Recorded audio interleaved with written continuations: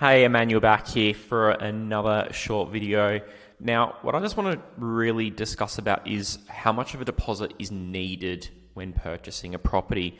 There's a lot of myths going around saying, oh, you need to have a 20% deposit or a 30% deposit and you need to be working for a minimum of 2 years. It has to be full-time, not part-time or casual.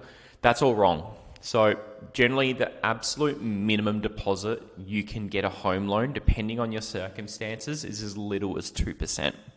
So there is a grant in place at the moment called the 2% deposit scheme program, which if you are a single parent with a dependent under the age of 18 and you've got full custody and full care of it, you can input a 2% deposit and the government will guarantee everything else in regards to the deposit side of things. Now, if that's not the case, in general terms, 5% is a good number to go with.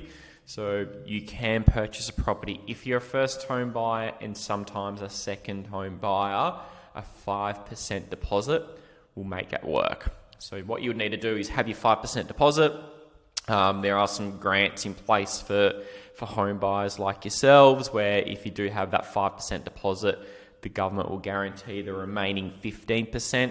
You're still going to be borrowing the 95% of the property value, which is really, really good. That's why it's amazing to have conversations with brokers and local lenders in your area, just so you understand what grants and programs are available out there, because it does change all the time. The grants are available from today is going to be completely different to what they were last year. So making sure that you're in regular contact with your broker will obviously give you a bit of an understanding on what's available at the moment. Another really key important thing is to have a really good saving strategy. Now, who do you go through a saving strategy? You can go through certain brokers like us.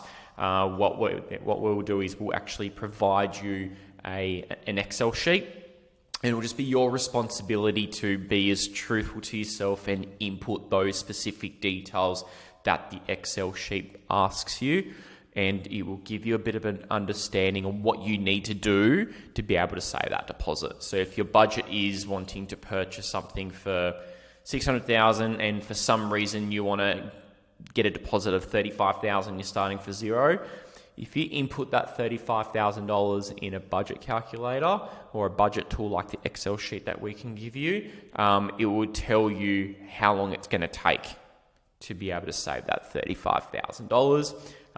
And another really key factor in regards to deposits for owner-occupied purchases and investment purchases. So the difference is owner-occupied, you're living in the property, and investment means you're going to be renting the property out.